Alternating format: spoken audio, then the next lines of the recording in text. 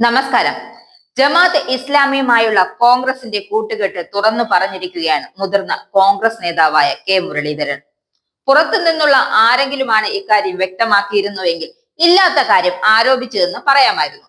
എന്നാൽ ഇവിടെയാകട്ടെ കോൺഗ്രസിനുള്ളിലെ മുതിർന്ന നേതാവായ മുരളീധരൻ തന്നെയാണ് ഈ കൂട്ടുകെട്ടിനെ കുറിച്ച് തുറന്നു സമ്മതിച്ചിരിക്കുന്നത്. 2016 നിയമസഭാ തെരഞ്ഞെടുപ്പിൽ ജമാഅത്തെ ഇസ്ലാമിയുടെ പിന്തുണ കോൺഗ്രസിന് ലഭിച്ചിരുന്നു എന്ന് വെളിപ്പെടുത്തിയിരിക്കുകയാണ് അദ്ദേഹം. വട്ടിയൂർക്കാവിൽ മത്സരിച്ചപ്പോഴാണ് തനിക്ക് പിന്തുണ ലഭിച്ചതെന്നും അന്ന് കുമ്മനം രാജശേഖരനായിരുന്നു BJPയുടെ സ്ഥാനാർത്ഥിയെന്നും മുരളീധരൻ വ്യക്തമാക്കി. 2019 മുതൽ വെൽഫെയർ പാർട്ടിയുടെ പിന്തുണ ദേശീയ അടിസ്ഥാനത്തിൽ കോൺഗ്രസിന് ലഭിക്കുന്നുണ്ട്. അത് ദേശീയ തലത്തിൽ കൈക്കൊണ്ട തീരുമാനത്തിന്റെ ഭാഗമാണ്. കോൺഗ്രസിനെ പിന്തുണയ്ക്കുക എന്നത് വെൽഫെയർ പാർട്ടിയുടെ ദേശീയ നയമാണെന്നും മുരളീധരൻ പറയുന്നുണ്ട്. BJPക്ക് ബദലായി കോൺഗ്രസിനെ എന്ന നിലപാടിന് പുറത്ത് സ്വീകരിച്ചിട്ടുള്ള നയമാണിത്. സാമുദായിക നേതാക്കളെ വിമർശിക്കുന്നവരല്ല കോൺഗ്രസുകാർ എന്നും.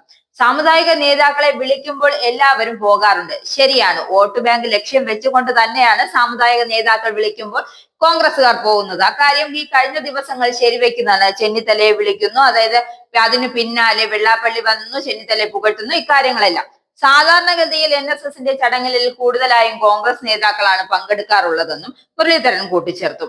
പാലയൂർ പള്ളിയിൽ നടന്ന സംഭവത്തിൽ സർക്കാരിന് നടപടിയെടുക്കാമെന്നും അദ്ദേഹം പറയുന്നുണ്ട്. കോൺഗ്രസ് സമുദായങ്ങളുമായി അകലുകയല്ല, അടുക്കുകയാണ്. ശരിയാണ്, ഓരോ കാര്യങ്ങളും വ്യക്തമാക്കുന്നത് അകലുകയല്ല, അടുക്കുക എന്ന് തന്നെയാണ്. എന്തായാലും ജമാഅത്തെ ഇസ്ലാമി ബന്ധം കെ മുരളീധരൻ തുറന്നു പറഞ്ഞിരിക്കുന്ന സ്ഥിതിക്ക് വിജയരാഘവന്റെ വെളിപ്പെടുത്തുകൾ സത്യമാണെന്ന് തെളിയുകയാണ്. കഴിഞ്ഞ ലോക്സഭാ തെരഞ്ഞെടുപ്പിൽ വ്യത്യസ്തങ്ങളായ വർഗീയ ധ്രുവീകരണങ്ങൾ ഉണ്ടാക്കി എങ്ങനെ വോട്ട് നേടാമെന്നാണ് UDF ശ്രമിച്ചത്. കോൺഗ്രസ് കേരളത്തിൽ എല്ലാ വർഗീയതയോടും സന്ധി ചെയ്ത് പ്രവർത്തിച്ചു.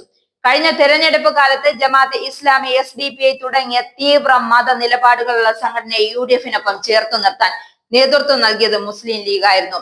അത് അവരുടെ തെരഞ്ഞെടുപ്പ് വിജയത്തിൽ സ്വാധീനം ചെലുത്തിയെന്നാണ് വിജയരാഘവൻ പറഞ്ഞത്. രാഹുൽ ഗാന്ധി MP വയനാട് ലോക്സഭാ മണ്ഡലത്തിൽ നിന്നും വിജയിച്ച് ഡൽഹിയിലെത്തിയത് മുസ്ലിം വർഗീയ ചേരിയുടെ ദൃഢമായ പിന്തുണയോടെ എന്നായിരുന്നു വിജയരാഘവന്റെ പരാമർശം. പ്രിയങ്ക ഗാന്ധിയുടെ ഘോഷയാത്രയുടെ മുന്നിലും പിന്നിലും കണ്ടത് ന്യൂനപക്ഷ വർഗീയതയിലെ ഏറ്റവും മോശപ്പെട്ട വർഗീയ ഘടകങ്ങളായിരുന്നു എന്നും വിജയരാഘവൻ വ്യക്തമാക്കുന്നു. ഇപ്പോ കെ മുരളീധരന്റെ വെളിപ്പെടുത്തലൂടെ വിജയരാഘവന്റെ വാക്കുകൾ സത്യമായി തീർന്നിരിക്കുകയാണ്.